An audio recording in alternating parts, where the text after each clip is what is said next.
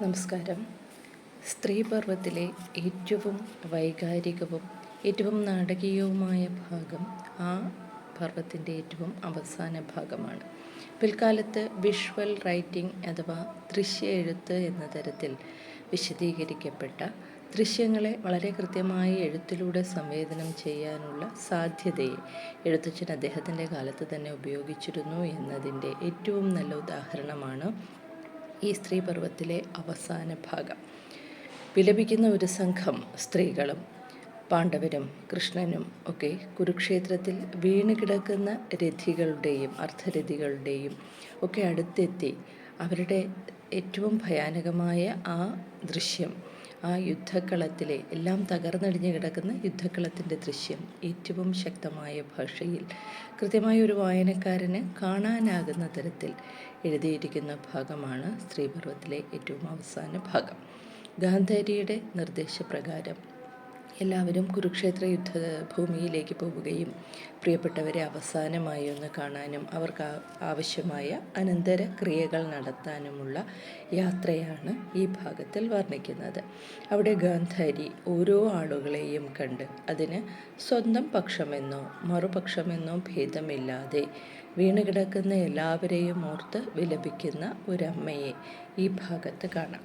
ഈ ഭാഗത്തെ ഗാന്ധാരി വിലാപം എന്ന ഒരു പ്രത്യേക ഭാഗമായി, സ്ത്രീപർവത്തിലെ തന്നെ ഗാന്ധാരി വിലാപം എന്നൊരു ഭാഗമായും പല പാഠപുസ്തകങ്ങളിലും വിവക്ഷിക്കാറുണ്ട്. ആ വരികളൊന്ന് നോക്കാം. കൂന്തലും കെട്ടി നടന്നു തുടങ്ങിനാർ ഗാന്ധാരിയോട് സുഭദ്ര പാഞ്ചാലിയും ഉറ്റവരായുള്ള മറ്റുള്ള നാരിമാർ ചുറ്റും നടന്നിത് ഗാന്ധാരി തന്നോടും സന്മതിയാകിയ ധർമ്മജനാദിയും ദുർമതി പൂണ്ട ധൃതരാഷ്ട്രഭൂപനും ഗൂഢസ്മിതനായ കൂടസ്ഥനീശ്വരൻ ഗൂഢസ്ഥനവ്യയൻ ആയ മായാമയൻ കൂടെ നടന്നിത് പാണ്ഡവന്മാരുമായി ഒന്നുണ്ടിതിങ്കലും മാനസേ. അപ്പോൾ പാഞ്ചാലിയും സുഭദ്രയും ഗാന്ധാരിയും അതുപോലെയുള്ള മറ്റനേകം സ്ത്രീകളും കൂന്തലും കെട്ടി നേരത്തെ അവരുടെ വിലാപം ഈ ഭാഗത്ത് വർണ്ണിച്ചിട്ടുണ്ടായിരുന്നു. അപ്പോൾ അമ്പരമിഴിഞ്ഞും കൂന്തലഴിഞ്ഞും തങ്ങളെ തന്നെ ശ്രദ്ധിക്കാതെ ഏറ്റവും കഠിനമായ ദുഃഖത്തോടുകൂടി വിലപിച്ചിരുന്ന ആ സ്ത്രീകൾ കൂന്തലൊക്കെ ഒതുക്കി കെട്ടി കുരുക്ഷേത്ര യുദ്ധഭൂമിയിലേക്ക് യാത്രയാവുകയാണ്. അതിൽ പാണ്ഡവരും ഒപ്പം തന്നെ ദുർമതിയായ ധൃതരാഷ്ട്രഭൂപനും ഒപ്പം തന്നെ ശ്രീകൃഷ്ണനുമുണ്ട്. ഈ യാത്രയിലും കൃഷ്ണൻ ഈശ്വരൻ എന്തോ മനസ്സിൽ കരുതിയിട്ടുണ്ട് എന്ന് കവി അവിടെ സൂചിപ്പിക്കുന്നുണ്ട്. തുടരാം.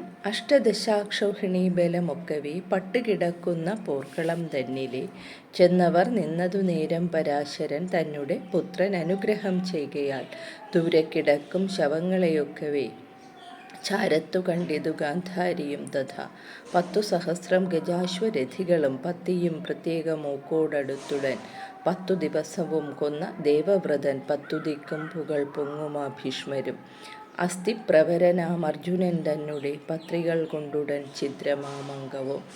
ഇവർ അഷ്ടദശ അക്ഷൗഹിണിപ്പട, അഷ്ടം 8 ദശം 10, 18 അക്ഷൗഹിണി പടകൾ 18 ദിവസം പൊരുതി അതിൽ വിരലിലെണ്ണാവുന്നവർ മാത്രം ശേഷിച്ച ആ യുദ്ധഭൂമിയിലെത്തുമ്പോൾ ആ അഷ്ടദശാക്ഷൗഹിണിപ്പട 18 അക്ഷൗഹിണിപ്പടയും പട്ടുകിടക്കുമാറായി നശിച്ചുപോയി തകർന്ന് കിടക്കുന്ന മരിച്ചു കിടക്കുന്ന ആ യുദ്ധഭൂമിയിലേക്കാണ് ഇവർ എത്തിച്ചേരുന്നത്. ആ സമയത്ത് പരാശരപുത്രൻ അനുഗ്രഹം ചെയ്യുകയാൽ വേദവ്യാസൻ്റെ പ്രത്യേക അനുഗ്രഹം കൊണ്ട് കണ്ണു മൂടിക്കെട്ടിയിട്ടുണ്ടെങ്കിലും ഗാന്ധാരിക്ക് ഈ യുദ്ധഭൂമിയിലെ എല്ലാ മൃതദേഹങ്ങളെയും അടുത്തു കാണത്തക്ക രീതിയിലുള്ള ഒരു സിദ്ധി കൈവരുന്നു.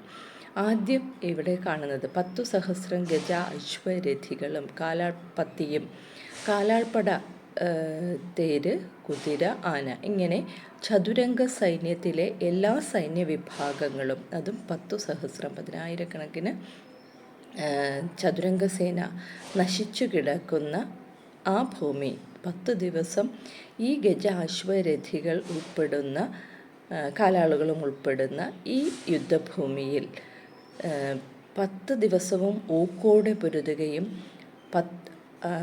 പിന്നീട് അർജുനൻ്റെ അസ്ത്രത്താൽ വീണുപോവുകയും ചെയ്ത 10 ദിക്കും പുകഴ്പെടുന്ന ആ ഭീഷ്മർ. ദേവവ്രതൻ എന്നായിരുന്നു അദ്ദേഹത്തിൻ്റെ ആദ്യ നാമം. പിൽക്കാലത്ത് അദ്ദേഹം ഭീഷ്മർ എന്ന പേരിൽ പുകഴ്പെടുകയായിരുന്നു, അഥവാ കീർത്തി ലഭിക്കുകയായിരുന്നു. ശന്തനുവിൻ്റെ പുത്രനായി ജനിച്ച ദേവവ്രതൻ ശന്തനുവിൻ്റെയും ഗംഗയുടെയും അമ്മയുടെ വിയോഗശേഷം, അല്ലെങ്കിൽ അമ്മ അച്ഛനെ വിട്ടുപോയതിന് ശേഷം യുവാവായ ദേവവ്രതൻ ഒരിക്കൽ അറിയുന്നുണ്ട് ശന്തനു മഹാരാജാവിന് സത്യവതിയെ വിവാഹം ചെയ്യാൻ താല്പര്യമുണ്ടെന്നും. പക്ഷേ സത്യവതിയുടെ പിതാവായ മുക്കുവ പ്രമാണി പിൽക്കാലത്ത് രാജാവകാശിയായി സത്യവതി പുത്രനെ നിയോഗിക്കണം എന്ന ആവശ്യം ശന്തനുവിന് സാധിച്ചു കൊടുക്കാൻ കഴിയാത്തതുകൊണ്ടാണ് ശന്തനുവിന് സത്യവതിയെ സ്വന്തമാക്കാൻ കഴിയാത്തത് എന്ന് തിരിച്ചറിഞ്ഞ ദേവവ്രതൻ സത്യവതിയുടെ പിതാവായ മുക്കുവ പ്രമാണിയോട് സംസാരിക്കുകയും തനിക്ക് രാജാവകാശം വേണ്ടെന്നും അനന്തര തലമുറകളിലും സത്യവതിയുടെ പുത്രന്മാർക്കും പൗത്രന്മാർക്കുമായിരിക്കും രാജാവകാശം എന്നത് സ്ഥാപിക്കുന്നതിനായി താൻ ആജീവനാന്തം നിത്യ ബ്രഹ്മചാരിയായിരിക്കുമെന്ന് ശപഥം ചെയ്യുകയും ചെയ്യുന്നുണ്ട്. അങ്ങനെയാണ് ദേവവ്രതന് ഭീഷ്മർ എന്ന ഭീമമായ ആ പ്രതിജ്ഞ ചെയ്തവൻ എന്ന അർത്ഥത്തിൽ ഭീഷ്മർ എന്ന പദം അശരീരിയായി ആ പേര് ചാർത്തി കിട്ടുന്നത്. അപ്പോൾ അതിനുശേഷം 10 ദിക്കിലും ഇദ്ദേഹം ഭീഷ്മർ എന്ന പേരിലാണ് അറിയപ്പെട്ടത്. സാധാരണ വാസ്തു അനുസരിച്ച് ദിക്കുകൾ 8 പറയാറുള്ളത്. അതോടൊപ്പം ആകാശത്തും പാതാളത്ത്, സ്വർഗത്തിലും നരകത്തിലും കൂടി കീർത്തിപ്പെട്ടു എന്ന അർത്ഥത്തിലാകണം 10 ദിക്ക് എന്ന് എഴുതിയിരിക്കുന്നത്.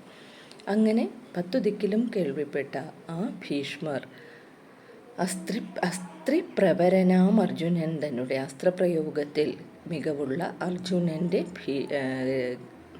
അസ്ത്രമേറ്റ്, അർജുനൻ്റെ ശരമേറ്റ് പത്രികൾ കൊണ്ടുടൻ ഛിദ്രമാമംഗവും ഭക്തപാരായണനായ നാരായണൻ രക്തസരോജ പദങ്ങളിലെത്രയും ഭക്തി മുഴുത്തതിൽ നിശ്ചലമായൊരു ചിത്തവും ബദ്ധാഞ്ജലി പൂണ്ട ഹസ്തവും എത്രയും കൂർത്തുമൂർത്തുള്ള ശരങ്ങൾ കൊണ്ടുത്തമമായൊരു മെത്തമേലങ്ങനെ മുക്തിയാം നാരി വരുന്നതും പാർത്തുപാർത്ത് അത്യന്ത ശുദ്ധനായി മേവുന്ന ഭീഷ്മരെ ചിത്തഭാവത്തോട് കാണായി ദന്തികെ. അപ്പം ഇവിടെ ഭീഷ്മർ ശരശയ്യയിൽ കിടക്കുകയാണ്. ഭീഷ്മർക്ക് തൻ്റെ ഹിതം, തൻ്റെ ഇഷ്ടം സാധിച്ച് തിരിച്ച് ഹസ്തിനപുരിയിലെത്തിയ ഭീഷ്മർക്ക് അച്ഛനായ ശന്തനു ഒരു വരം നൽകുന്നുണ്ട്. നീ സ്വച്ഛന്ത മൃത്യുവായിരിക്കും എന്നതാണ് ആ വരം. എപ്പോൾ നീ ആഗ്രഹിക്കുന്നുവോ അപ്പോൾ മാത്രമേ നിൻ്റെ മരണം സംഭവിക്കൂ എന്ന ആ വരത്തിൻ്റെ ബലത്തിൽ യുദ്ധഭൂമിയിൽ വീണുപോയെങ്കിലും സ്വർഗപ്രാപ്തിക്ക് പര്യാപ്തമായ സമയം മരണം കാത്തു കിടക്കുന്ന ഭീഷ്മരെയാണ് ഇവിടെ കാണുന്നത്. ആ ഭീഷ്മർ അസ്ത്രം അർജുനൻ്റേതായിരുന്നു, അതുകൊണ്ടാണ് ഭീഷ്മർ വീണത്. പക്ഷേ ആ ഭീഷ്മരുടെ ദേഹം ഭൂമിയിൽ സ്പർശിക്കാത്ത വിധം ശരം കൊണ്ട് ഒരു ശയ്യ നിർമ്മിച്ച് അതിന്മേലാണ് ഭീഷ്മർ കിടക്കുന്നത്. ആ ഉത്തമമായ സമയം മുക്തിയാകുന്ന നാരി, അവിടെ സ്ത്രീ സംസർഗം ആഗ്രഹിച്ച്, ഒരുപക്ഷെ അത് അമ്മ എന്ന സങ്കല്പത്തിലാകാം, കാത്തുകിടക്കുന്ന ഭീഷ്മർ. ഈ ഭീഷ്മർ ശരശയ്യയിൽ കിടക്കുമ്പോൾ തന്നെ സമീപത്തായി എയ്തു കൊള്ളിച്ച ഒരു ശരത്തിൽ നിന്നും അമ്മയായ ഗംഗ, ഭീഷ്മരുടെ മാതാവായ ഗംഗാദേവി മകൻ്റെ അവസാന സമയങ്ങളിൽ അവന് തീർത്ഥം സമർപ്പിക്കുന്നതിന് വേണ്ടി ഒരു ജലപ്രവാഹമായി വരുന്നത് ചിത്രങ്ങളിലുൾപ്പെടെ ചിത്രീകരിച്ചിട്ടുള്ളതാണ്. അങ്ങനെ കിടക്കുന്ന ഭീഷ്മരെയാണ് ആദ്യമായി ഗാന്ധാരി കാണുന്നത്. പിതാമഹൻ എന്ന് എല്ലാ കുഞ്ഞുങ്ങളും വിശേഷിപ്പിച്ചിരുന്ന ആ ഭീഷ്മർ 8 ദിവസവും മുട്ടാതെ യുദ്ധങ്ങൾ ചെയ്തു മരിച്ചു കിടക്കുന്ന പൃഥ്വീപതികൾ, മുടി കടകാദിയും വിസ്തൃതമായ രഥങ്ങൾ കുടികളും നിസ്തുല്യമായൊരു വീരതൽപ്പത്തിങ്കൽ രക്തത്തിൽ വീണിഴയും കൊടിക്കൂറയും ഛത്രങ്ങൾ ചാമരം താലവൃന്ദങ്ങളും ശസ്ത്രങ്ങളും ശസ്ത്രകൃത്തഗാത്രങ്ങളും മസ്തകത്തിങ്കേന്ന് വേർപെട്ടു വീണൊരു ചിത്രപടവും ഉദ്വൃത്തവും തൊങ്ങലും തപ്ത കാർത്തസ്വരാലങ്കൃത സ്കന്ധവും ചത്തൊക്കെ മലച്ചു കിടക്കുന്ന ഹസ്തീവരന്മാരും അശ്വഗണങ്ങളും അറ്റമില്ലാതൊരു ശസ്ത്രങ്ങൾ കൊണ്ടറ്റു പിളർന്നൊരവയവജാലവും. അതിനുശേഷം പൊതുവെ ആ യുദ്ധരംഗത്തിൻ്റെ ഭീകരത മുഴുവൻ കാണിക്കുകയാണ്. ഇവിടെ ഓർക്കേണ്ട ഒരു കാര്യം, അധികാര സ്ഥാപനമാണ് എല്ലാ യുദ്ധങ്ങളുടെയും അടിസ്ഥാനം. ഈ അധികാരം മുന്നോട്ട് വയ്ക്കുന്ന, അല്ലെങ്കിൽ അധികാരം വാഗ്ദാനം ചെയ്യുന്ന ചില ആടയാഭരണങ്ങളുണ്ട്. അത് കിരീടം, പൊന്നിൻ കിരീടം, ഭൂഷണജാലം, ഒപ്പം തന്നെ താലവൃന്ദങ്ങൾ, വെൺകൊറ്റക്കുട, ഇങ്ങനെയൊക്കെയുള്ള ഈ എല്ലാ ആഡംബരങ്ങളും തകർന്ന് പൊടിഞ്ഞ് കിടക്കുന്ന ഒരു യുദ്ധഭൂമി, അഥവാ അധികാരത്തിൻ്റെ എല്ലാ ദുരാഗ്രഹങ്ങളും അസ്തമിച്ചു കഴിഞ്ഞ ഒരു യുദ്ധഭൂമിയാണ് ഇവിടെ കാണുന്നത്. അതിൽ തന്നെ മനുഷ്യൻ്റെ പകയ്ക്ക് അശ്വങ്ങളും ഒപ്പം തന്നെ ഗജങ്ങളും, അതായത് ആന, കുതിര തുടങ്ങി ആ യുദ്ധഭൂമിയിലേക്ക് വന്ന എല്ലാ ജീവജാലങ്ങൾക്കും കൂടി നാശം സംഭവിച്ചിരിക്കുന്നു. ഒടിഞ്ഞ രഥങ്ങളും അതിലേക്ക് ഒടിഞ്ഞ് വീണ് കിടക്കുന്ന കൊടിമരവും ആ കൊടിമരത്തിലെ കൊടിക്കൂറ രക്തം പുരണ്ട് വീണ് കിടക്കുന്ന യജമാനന്മാരുടെ ശരീരത്തിൽ നിന്നൊഴുകിയ രക്തത്തിൽ മുങ്ങിക്കിടക്കുന്ന കൊടിക്കൂറയും, അങ്ങനെ സർവവും തകർന്ന് കിടക്കുന്ന ഒരു യുദ്ധഭൂമിയുടെ കാഴ്ചയാണ് എഴുത്തച്ഛൻ ഇവിടെ പറഞ്ഞിരിക്കുന്നത്. അസ്തമിപ്പാനടുത്തൊരു നേരത്ത് വന്നൊത്തു മേഘങ്ങൾ പരന്ന പോലെ ഗളദ്രക്തങ്ങൾ കൊണ്ട് അതിസിക്തമായുള്ള ഒരു യുദ്ധഭൂമി കിടക്കുന്നൊരു പുത്രസമൂഹവും മിത്രവർഗങ്ങളും ഗൃദ്ധങ്ങൾ നരി കാകസമൂഹവും പക്ഷിഗണങ്ങളും നക്തഞ്ചരാദിയും യക്ഷിഭൂതങ്ങളും കുക്ഷിപൂരിപ്പതും കണ്ടുകണ്ടിണ്ടൽ മുഴുത്തുഗാന്ധാരി വൈകുണ്ഠനാം മാധവൻ തന്നോട് ചൊല്ലിനാൾ. കണ്ടീലയോ നീ മുകുന്ദ, ധരണിയിലുണ്ടായ മന്നരിൽ മുന്നൻ ഭഗദത്തൻ തൻ കരിവീരനരികധനുസ്സുമായി സംക്രന്ദനാത്മജനൈത ശരത്തിനാൽ വീണിതല്ലോ കിടക്കുന്നു ധരണിയിൽ ശോണിതവുമണിഞ്ഞയ്യോ ശിവശിവ. അസ്തമിക്കാനടുക്കുന്ന നേരത്ത് മേഘങ്ങൾ ഒത്തുകൂടുകയും അതിൻ്റെ നിറം അരുണാഭമായിരിക്കുകയും ചെയ്യുന്നത് പോലെ ഗളദ്രക്തങ്ങൾ, ഗളത്തിൽ നിന്ന് മുറിഞ്ഞ കണ്ഠത്തിൽ നിന്ന് കഴുത്തിൽ നിന്ന് ഒഴുകിയ രക്തത്തിൽ പുരണ്ട് കിടക്കുന്ന, നനഞ്ഞ് കുഴഞ്ഞു കിടക്കുന്ന ആ യുദ്ധഭൂമിയിൽ പുത്രന്മാരും പൗത്രന്മാരും മിത്രവർഗങ്ങളും അങ്ങനെ പരിചയക്കാരും സുഹൃത്തുക്കളും ബന്ധുക്കളുമായ രാജകുമാരന്മാരുടെയും രാജാക്കന്മാരുടെയും ശവശരീരങ്ങൾ കിടത്തിയിരിക്കുന്നത് കണ്ട് ദുഃഖം സഹിക്കാനാവാതെ ഗാന്ധാരി കൃഷ്ണനോട് വിലപിക്കുകയാണ്. കൃഷ്ണനോടുള്ള ഈ വിലാപം പിന്നെ കൃഷ്ണനോടുള്ള കലഹമായി മാറുന്നതും ഈ വരികളിൽ കാണാം. ആദ്യം ഭഗദത്തനെ കുറിച്ചാണ് പറയുന്നത്. ഈ ഭൂമിയിലുണ്ടായ വീരന്മാരിൽ മുമ്പനായി തന്നെ ഗണിക്കാവുന്ന ഭഗദത്തനെ കാണുന്നില്ലേ? തൻ്റെ കരിവീരന് തൻ്റെ ആനയുടെ അടുത്ത് ഒടിഞ്ഞ വില്ലുമായി കിടക്കുന്ന ആ ശരീരം, അത് ഭഗദത്തൻ്റേതാണ്. അത് സംക്രന്ത ജനാത്മജനൈത ശരത്തിനാൽ അർജുനൻ്റെ ശരം കൊണ്ട് വീണ് കിടക്കുന്ന ആ ശരീരത്തെ അങ്ങ് കാണുന്നില്ലേ? ഇനി അടുത്ത ആളെ കാണുകയാണ്.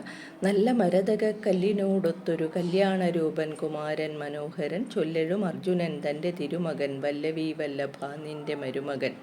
കൊല്ലാതെ കൊള്ളാഞ്ഞതെന്തവൻ തന്നെ നീ കൊല്ലിക്കയത്രേ നിനക്ക് രസമടോ. അല്ലലാകുന്നിതേ കണ്ടതോറും എനിക്ക് എല്ലാകിലും പുളിയല്ലിതു ദൈവമേ. മന്ദസ്മിതം പൂണ്ട സുന്ദരമാം മുഖം ഇന്ദീവരേക്ഷണ കണ്ടാൽ പൊറുക്കുമോ. എത്രയും ബാലയായി മേവിനോരുത്തര ചിത്തമുഴന്നലറുന്നതു കാൺക നീ. സുന്ദരിയായ സുഭദ്രയും ഭൂമിയിൽ ക്രന്ദനം ചെയ്തുരുളുന്നതും പാർക്ക നീ. അല്ലൽ പൂണ്ടിങ്ങനെ ഞങ്ങൾ കീഴുന്നതിലില്ലയോ ദുഃഖം ചെറുത് നിൻ മാനസേ. കല്ലുകൊണ്ടോ മനം താവകമെങ്കിലും കല്ലിനും ആർദ്രതയുണ്ടിത് കാണുമ്പോൾ. നോക്കൂ, പ്രതിപക്ഷത്താണ്, ആണ്ഡവപക്ഷത്തെ കുമാരനായ അഭിമന്യുവിനെയാണ് ഇനി ഗാന്ധാരി കാണുന്നത്. അത് നല്ല മരതക കല്ലിനോടൊത്ത ഒരു കൗമാരം വിട്ടിട്ടില്ലാത്ത ഒരാളായിട്ടാണ് ഈ മഹാഭാരത യുദ്ധത്തിൽ അഭിമന്യുവിനെ അവതരിപ്പിക്കുന്നത്. ആ കല്യാണരൂപൻ, സുന്ദരനായ രൂപത്തോടുകൂടിയ സുന്ദരനായ ആ കുമാരൻ ചൊല്ലഴും അർജുനൻ തൻ്റെ തിരുമകൻ, വളരെ കേൾവിപ്പെട്ട പ്രശസ്തിപ്പെട്ട അർജുനൻ്റെ മകനാണവൻ. അല്ലയോ വല്ലവി വല്ലഭ, ഗോപികമാരുടെ പ്രണയിയായിരിക്കുന്നവനെ, നിൻ്റെ മരുമകനാണിത്. സുഭദ്രയുടെ പുത്രൻ ശ്രീകൃഷ്ണൻ്റെ മരുമകനാണ്. കൊല്ലാതെ കൊള്ളാഞ്ഞതെന്തവൻ തന്നെ നീ കൊല്ലിക്കയത്രേ നിനക്ക് രസമടോ.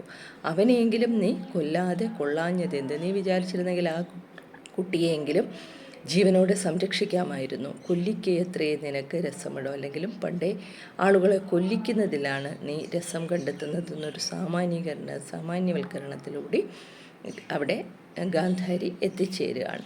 ഇനി ഈ കുഞ്ഞ് വീണ് കിടക്കുന്നത് കണ്ടിട്ട് എൻ്റെ മനസ്സ് വരെ തകർന്നു പോകുന്നു. അത് പുളിയല്ല.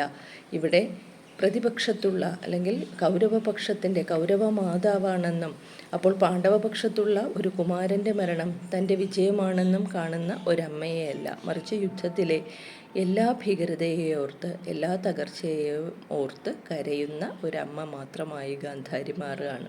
അതൊരു വിശാലമായ വീക്ഷണമാണ്, ഒരുപക്ഷെ മാതൃഹൃദയങ്ങൾക്ക് മാത്രം കഴിയുന്ന വിശാലമായൊരു വീക്ഷണം. ഈ അഭിമന്യുവിൻ്റെ സമീപത്ത് ബാലികേന്തിവരെ എത്രയും ബാലയായി ഉത്തര അഭിമന്യുവിൻ്റെ പത്നിയാണ്. പാണ്ഡവർ അജ്ഞാതവാസ സമയത്ത് വിരാട രാജധാനിയിൽ കഴിയുമ്പോൾ പ്രഹന്നളയായ അർജുനൻ നൃത്തം പഠിപ്പിച്ച കുട്ടിയാണ്. പിന്നീട് അഭിമന്യുവിൻ്റെ ഭാര്യയായി മാറുകയാണ്. ആ അഭിമന്യുവിൻ്റെ ഭാര്യയായ ഉത്തരയുടെ ഗർഭത്തിലെ ശിശു മാത്രമാണ് കുലം നിലനിർത്താൻ പിന്നീട് ബാക്കിയുണ്ടായിരുന്നത്. പക്ഷേ ആ ശിശുവിനു മേൽ പോലും അശ്വത്ഥാമാവിൻ്റെ പക ബ്രഹ്മാസ്ത്രമായി പ്രയോഗിക്കപ്പെടുമ്പോൾ ആ കുഞ്ഞ് ജനിക്കുന്നത് ചാപിള്ളയായിട്ടാണെങ്കിലും ഞാൻ അവന് ജീവൻ നൽകും എന്ന കൃഷ്ണൻ്റെ വാഗ്ദാനമാണ് പിന്നീട് കുരുവംശം നിലനിൽക്കാനുള്ള ഏക തരിയായി, ഏക മുളയായി കാണുന്നത്. അപ്പോൾ ഇവിടെ എത്രയും ബാല്യം വിട്ട് കൗമാരത്തിലേക്ക് കടന്നിട്ടേ ഉള്ളൂ ഉത്തര. ആ ഉത്തരയുടെ കരച്ചിൽ നീ കാണുന്നില്ലേ? അല്ലെങ്കിൽ എത്രയും സുന്ദരിയായ സുഭദ്ര, നിന്റെ സഹോദരിയായ സുഭദ്ര ഭൂമിയിൽ വീണ് ഉഴന്ന് കരയുന്നത്, ഏകപുത്രൻ്റെ മരണത്തിൽ വീണ് ഉഴന്ന് കരയുന്നത് നീ കാണുന്നില്ലേ? നിന്റെ മനസ്സ് കല്ലുകൊണ്ടാണോ നിർമ്മിച്ചിരിക്കുന്നത്? ഞങ്ങളെല്ലാവരും ഇങ്ങനെ യാതൊരു അഭയവുമില്ലാത്ത വിധം കരയുന്നത് കണ്ടിട്ട് നിന്റെ മനസ്സിന് ഒരു ചാഞ്ചാട്ടവുമില്ലേ? അല്ല, ഇനി നിന്റെ മനസ്സ് കല്ലുകൊണ്ടാണ് നിർമ്മിച്ചിരിക്കുന്നതെങ്കിൽ ആ കല്ലിനും ഇത് കാണുമ്പോൾ ഒരു അലിവുണ്ടാകില്ലേ എന്ന് ഗാന്ധാരി കൃഷ്ണനോട് ചോദിക്കുകയാണ്. തുടർന്ന് ഗാന്ധാരി കാണുന്നത് ഭീമപുത്രനായ ഘടോത്കചനെയാണ്. ഭീമൻ്റെയും ഹിഡുംബിയുടെയും പുത്രനായ ഘടോത്കചൻ കഥയിൽ ഒരിടത്തും തൻ്റെ അവകാശമോ പിതൃത്വമോ സ്ഥാപിച്ചു കിട്ടാനായി പാണ്ഡവരെ സമീപിച്ചിട്ടേയില്ല. അതേസമയം പാണ്ഡവർക്ക് ഒരാവശ്യം വരുമ്പോൾ അമ്മയുടെ നിർദ്ദേശപ്രകാരം സകല സന്നാഹങ്ങളോടും കൂടി യുദ്ധഭൂമിയിലെത്തുകയാണ് ഘടോത്കചൻ ചെയ്തത്. ആ ഘടോത്കചൻ്റെ പതനം കർണൻ്റെ കയ്യിലുള്ള ഒരു വേൽ ഏറ്റിട്ടായിരുന്നു. ആ വേൽ യഥാർത്ഥത്തിൽ കർണൻ തൻ്റെ കവചകുണ്ടലങ്ങൾ ഇന്ദ്രന് ദാനമായി നൽകുമ്പോൾ തൻ്റെ മരണമാണ് അതിലൂടെ ഇന്ദ്രൻ യാചിച്ചു വാങ്ങിയത് എന്ന് മനസ്സിലാക്കി പകരം കരുതി വെച്ച ഒരു വേൽ അദ്ദേഹത്തിൻ്റെ തേരിലുണ്ടായിരുന്നു.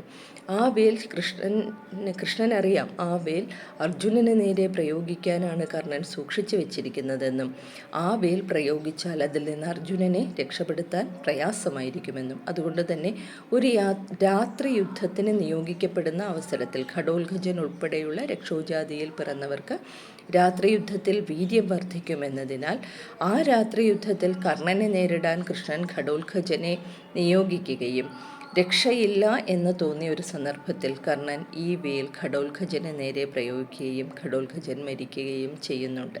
പാണ്ഡവപുത്രന്മാരിൽ ഏറ്റവും മൂത്തവനായിരുന്നു ഘടോത്കചൻ. പക്ഷെ ഒരിക്കലും ആ കുട്ടിക്ക് അല്ലെങ്കിൽ ആ യുവാവിന് തൻ്റെ അവകാശമോ തൻ്റെ സ്ഥാനമോ അംഗീകരിച്ചു കൊടുക്കാൻ പാണ്ഡവപക്ഷം തയ്യാറായിട്ടില്ല എന്ന് പിൽക്കാലത്തെ മറ്റു പ്രതിവായനകൾ ഉൾപ്പെടെ നമുക്ക് കാണിച്ചു തന്നിട്ടുള്ള കാര്യമാണ്. ഈ ഘടോത്കചനെയാണ് ഗാന്ധാരി പിന്നീട് കാണുന്നത്.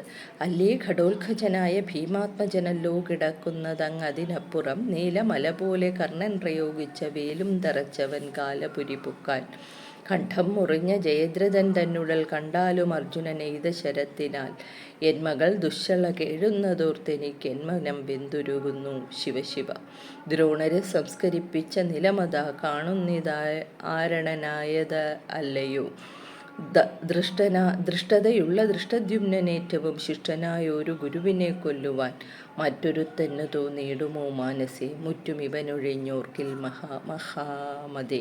അപ്പോൾ നീലമഹാമല വീണ് കിടക്കുന്നത് പോലെ കർണൻ പ്രയോഗിച്ച വേലേറ്റ് ഒരു ഘടോത്കചൻ എന്ന ഭീമപുത്രൻ ഇതാ വീണ് കിടക്കുന്നു. അതിനടുത്ത് ജയദ്രഥനെയാണ് കാണുന്നത്. ജയദ്രഥൻ്റെ ശിരസ് ശരീരത്തിൽ നിന്ന് വേർപെട്ട് അർജുനൻ ഒരു ശപഥം ചെയ്യുന്നുണ്ട്. അഭിമന്യുവിൻ്റെ വീഴ്ചയെ തുടർന്ന് അടുത്ത ദിവസം സന്ധ്യയ്ക്ക് മുൻപ് ജയദ്രഥനെ വധിച്ചിരിക്കുമെന്നും അല്ലെങ്കിൽ താൻ ഗാന്ധീവവുമായി അഗ്നിപ്രവേശം ചെയ്ത് ജീവൻ അവസാനിപ്പിക്കുമെന്നും. പക്ഷേ ഈ ഒരു ദിവസം മുഴുവൻ ജയദ്രഥനെ ഒളിപ്പിച്ചു വെക്കാനാണ് കൗരവപക്ഷം അതിലൂടെ തീരുമാനിച്ചത്. പക്ഷേ കൃഷ്ണൻ്റെ ഒരു മായ കൊണ്ട് സന്ധ്യയായി എന്ന ഒരു ഭ്രമം കൗരവർക്കിടയിൽ ജനിപ്പിക്കുകയും വിജയാഹ്ലാദത്തോടെ ഇവർ പുറത്തേക്ക് ഇറങ്ങുന്ന സമയത്ത് അർജുനൻ ജയദ്രഥൻ്റെ ശിരസ് ഒരു അസ്ത്രം കൊണ്ട് മുറിച്ച് ദൂരേക്ക് എയ്തുവിട്ടു എന്നൊരു കഥയുണ്ട്. അതുകൊണ്ടാണ് ശിരസ് ഇല്ലാത്ത ശരീരമായി ജയദ്രഥൻ കിടക്കുന്നത് കണ്ട് ഗാന്ധാരി വിലപിക്കുമ്പോൾ ഗാന്ധാരി പറയുന്നത്, എൻ്റെ മകളായ ദുശ്ശള കരയുന്നത്. ദുശ്ശളയുടെ ഭർത്താവാണ് ജയദ്രഥൻ. ഈ 105 സഹോദരന്മാർക്ക് ഉള്ള ഒരേ ഒരു പെങ്ങളാണ് ദുശ്ശള. ദുശ്ശളയുടെ ഭർത്താവായ ജയദ്രഥൻ്റെ ഈ വീഴ്ച കണ്ട് എൻ്റെ മകൾ എന്ത് വിലപിക്കുന്നുണ്ടാവുമെന്ന് ഓർത്ത് ഞാൻ അത്യന്തം ദുഃഖിതയാകുന്നു എന്ന് ഗാന്ധാരി പറയുകയാണ്.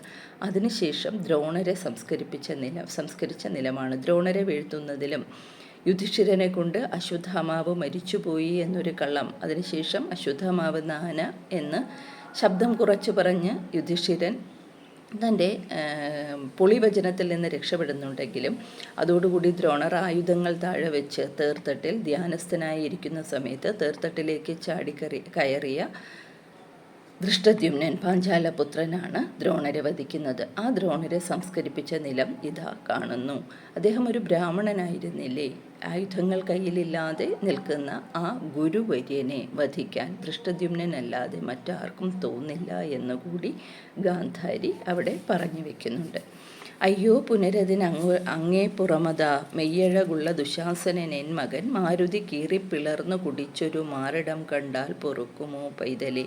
നീയന്തി വണ്ണമെൻ മാധവ കാട്ടുവാൻ തീയതു കത്തുന്നതെന്നുള്ളിൽ ഈശ്വര.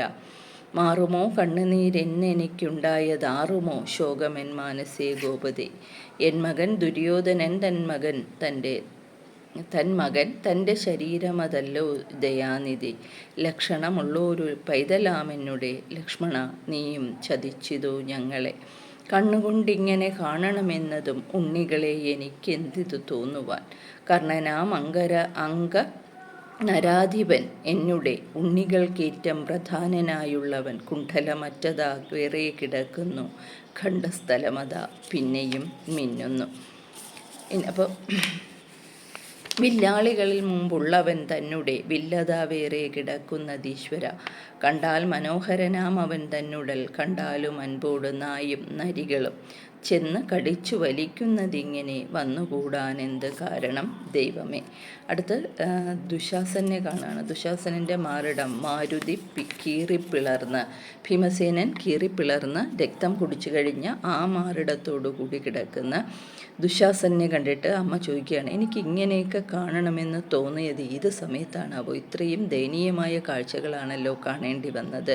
അതിനുശേഷം ദുര്യോധനൻ്റെ പുത്രനായ ലക്ഷ്മണകുമാരൻ, നീയും ഞങ്ങളെ വിട്ടുപോയല്ലോ എന്ന് അവിടെ മുത്തശ്ശി വിലപിക്കുകയാണ്. അതിനുശേഷം അംഗരാജ്യത്തിൻ്റെ അധിപനായ കർണനാണ്. കർണൻ പാണ്ഡവർക്ക് നേരെ നിർത്താവുന്ന ഏറ്റവും ശക്തനായ പോരാളിയാണെന്നറിഞ്ഞ് എല്ലാ തരത്തിലും തങ്ങളുടെ കൂടെ നിർത്തിയിരുന്നു ദുര്യോധനൻ. ആ രാജാവിത വീണ് കിടക്കുന്നു.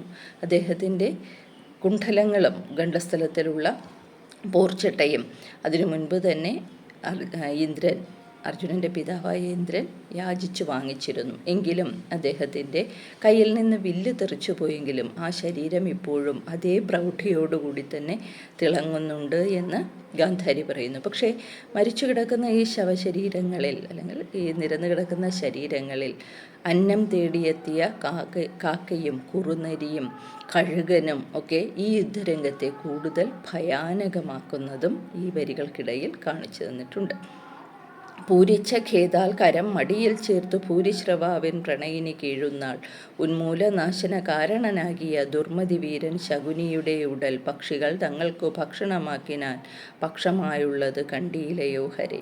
അതിനുശേഷം ഭൂരിശ്രവാവിൻ്റെ പത്നിയെ നോക്കൂ. മരിച്ചു കിടക്കുന്ന അദ്ദേഹത്തിൻ്റെ കൈകൾ സ്വന്തം മടിയിലെടുത്ത് വെച്ച് അതിൽ തഴുകി വിലപിക്കുന്ന ഭൂരിശ്രവാവിൻ്റെ പത്നിയെ നീ കാണുന്നില്ലേ? ഈ എല്ലാ നാശങ്ങൾക്കും കാരണക്കാരനായ ശകുനിയുടെ ശരീരം, അത് ഗാന്ധാരിയുടെ സഹോദരനാണ്. ശകുനിയുടെ ശരീരം അടുത്ത് കിടക്കുന്നു. ആ ശരീരം പക്ഷികൾ ഭക്ഷണമാക്കുന്നതും ഗാന്ധാരി കാണേണ്ടി വരുന്നുണ്ട്. ഇനി ദുര്യോധനൻ്റെ ശരീരമാണ് ഗാന്ധാരി കാണുന്നത്. ഏറ്റവും മാതൃവിലാപം ഏറ്റവും ആഴമേറിയതാകുന്ന ഒരു സന്ദർഭം കൂടിയാണ് ഇത്.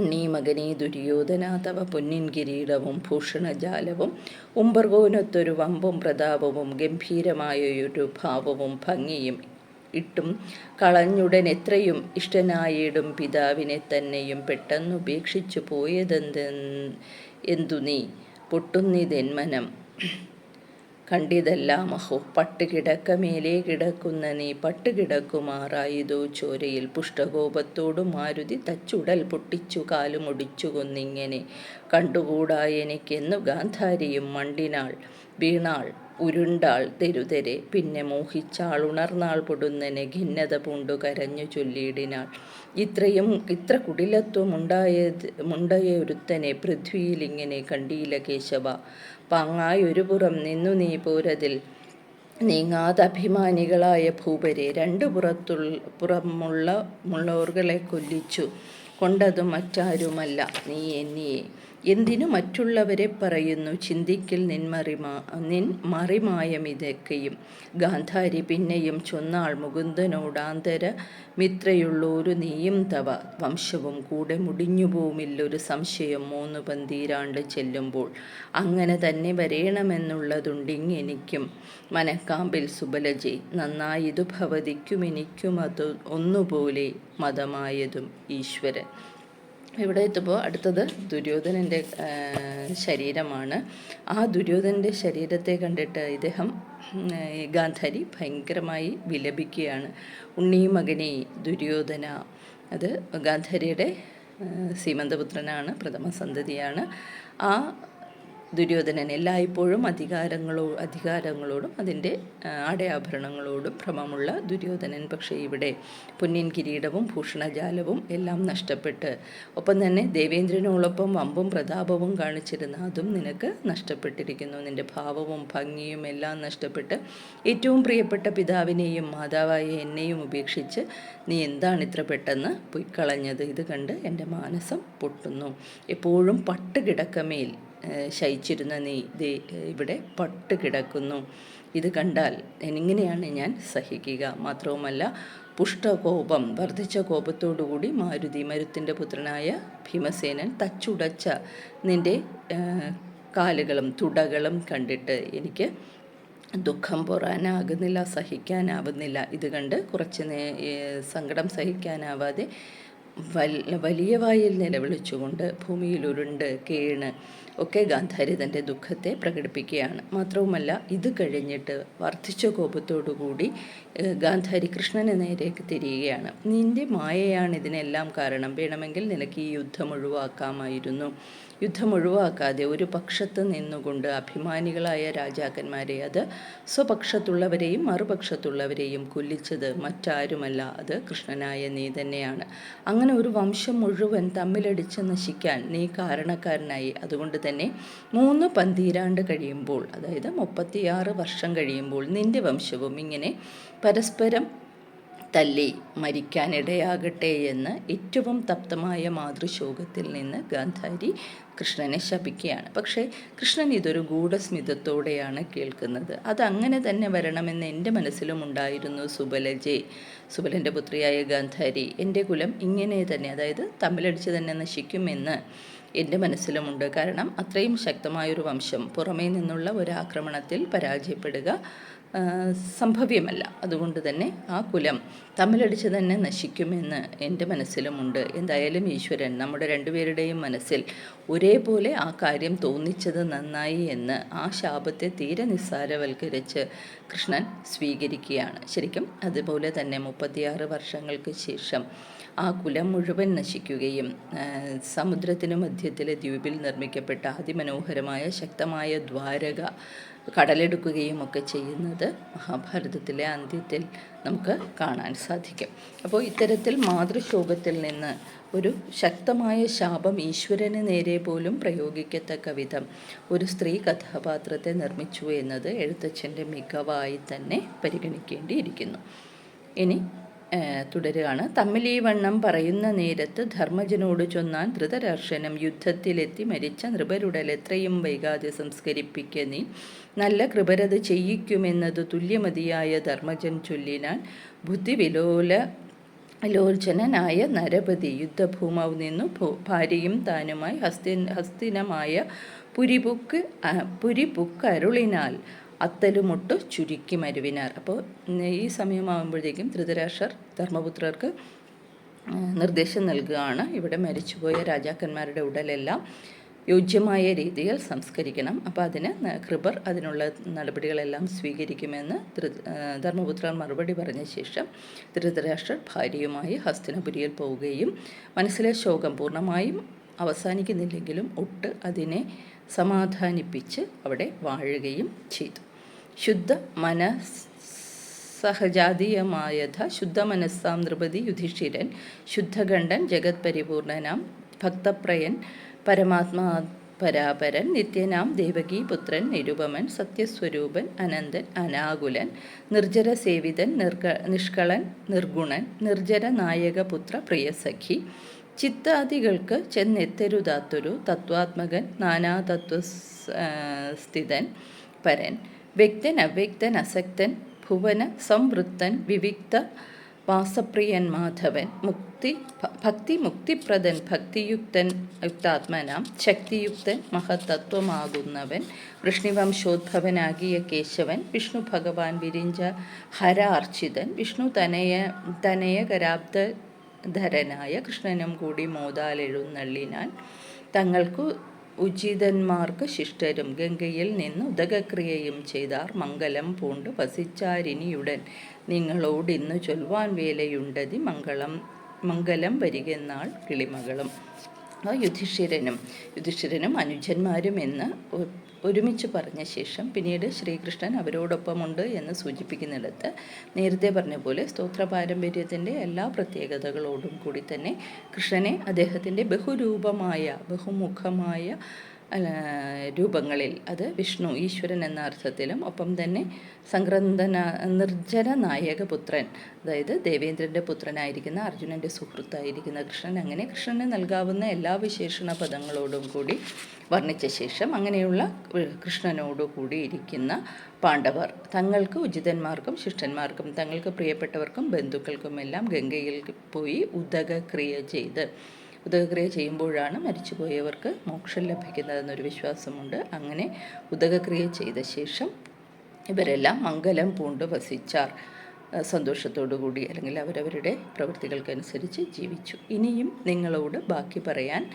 എനിക്ക് വേലയുണ്ട്, പ്രയാസമുണ്ട്, അഥവാ ഞാൻ ക്ഷീണിച്ചിരിക്കുന്നു എന്ന് പറഞ്ഞ് കിളിമകൾ ഈ ഒരു പർവ്വം അവസാനിപ്പിക്കുന്നു എന്ന് പറയുന്നിടത്ത് എഴുത്തച്ഛൻ സ്ത്രീപർവത്തെ പൂർത്തിയാക്കിയിരിക്കുന്നു. അങ്ങനെ ഏറ്റവും വൈകാരികവും ഏറ്റവും ചിന്താപരവുമായ ഒരു ഭാഗമായിട്ടാണ് മഹാഭാരതത്തിൽ സ്ത്രീപർവത്തെ അവതരിപ്പിച്ചിരിക്കുന്നത്. യുദ്ധങ്ങളെപ്പോഴും നഷ്ടങ്ങൾ മാത്രം വരുത്തിവെക്കുന്നു എന്ന ശാശ്വത സത്യത്തെ കാലങ്ങൾ കഴിഞ്ഞും ഉദ്ബോധിപ്പിക്കാൻ പര്യാപ്തമായ തരത്തിലുള്ള ഒരു ഭാഗമാണ് മഹാഭാരതം കിളിപ്പാട്ടിലെ സ്ത്രീപർവം.